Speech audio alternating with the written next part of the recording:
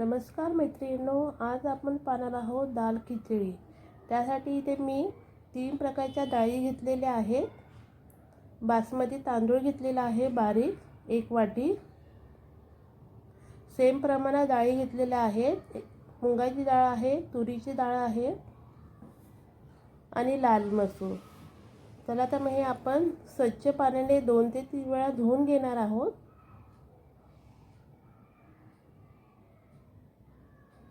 आपले डाळ आणि तांदूळ धुवून झालेले आहेत। त्यामध्ये थोडं पाणी ओतून घेणार आहोत। त्यामध्ये मी हळद टाकणार आहे आणि मीठ टाकणार आहे। हे मी कुकरला शिजवून घेणार आहे 2 ते 3 शिट्या काढून। इथे आपले डाळ आणि तांदूळ शिजून झालेले आहे। आता आपण फोडणीची तयारी करणार आहोत। त्यासाठी इथे मी कांदा टोमॅटो वगैरे घेतलेले आहे। तेल टाकून घेऊया।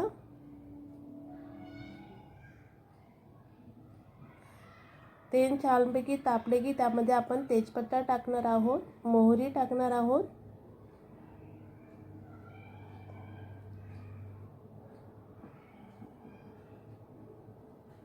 जिरे टाकणार आहोत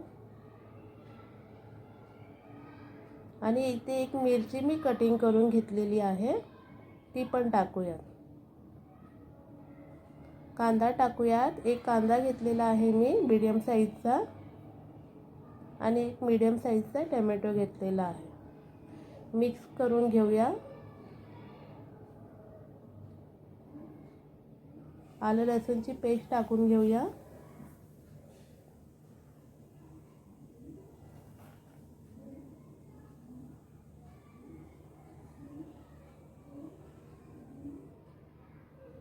इथे मी थोडी किंचितशी हळद पण टाकलेली आहे, अर्धा चमच्याच्या पण कमी।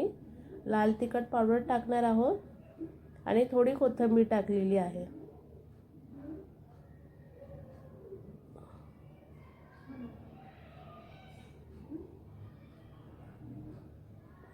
आणि थोडंसं मीठ टाकणार आहोत, कारण की आपण शिजताना पण मीठ टाकलेलं होतं, त्यामुळे मीठ प्रमाणात टाकावं। आता डाळ आणि तांदूळ शिजवून घेतलेले आहेत, ते आपण यामध्ये टाकून घेणार आहोत। छानपैकी मिक्स करून घेऊया।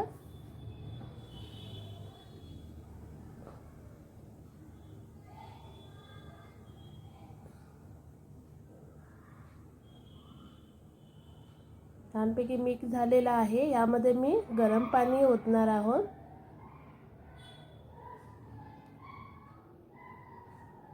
गरम पाणी ओतून घेतलेलं आहे। मिक्स करून घेऊया।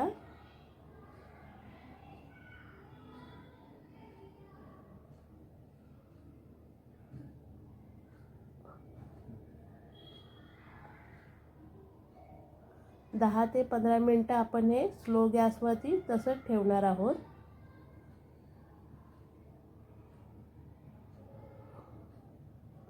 छानपैकी आपला दाल खिचडी तयार झालेली आहे। त्याच्यावरती थोडी कोथिंबीर टाकून घेऊया। आता तुम्ही दाल खिचडी सोबत लोणचं पापड तर खाल्लंच असाल। ही तुम्ही चटणी खाल्ली आहे का? त्यासाठी मी एका कढईमध्ये तेल ओतून घेणार आहे।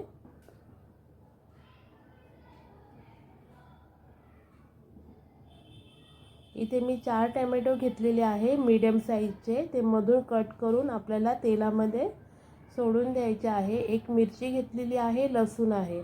तिखटाचं प्रमाण तुम्ही तुमच्यानुसार ठरवू शकता। छानपैकी वाफवून घेतलेलं आहे आपण।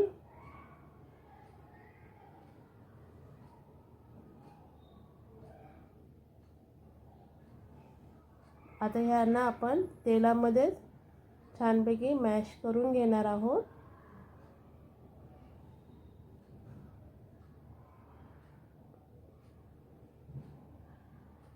एकदम बारीक करून घेणार आहोत।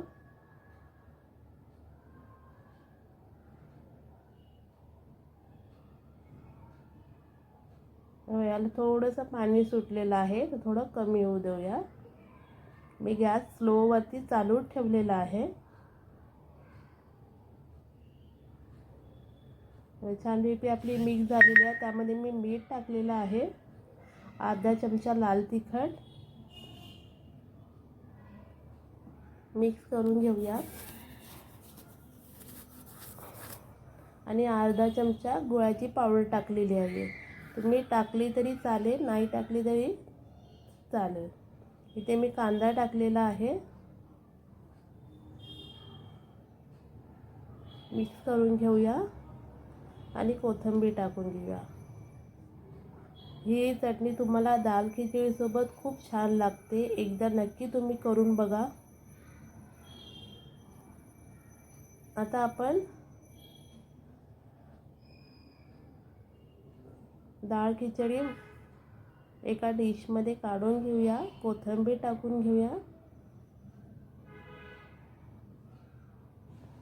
आणि चटणी साईडला ठेवून घेऊया. टाकून घेऊया.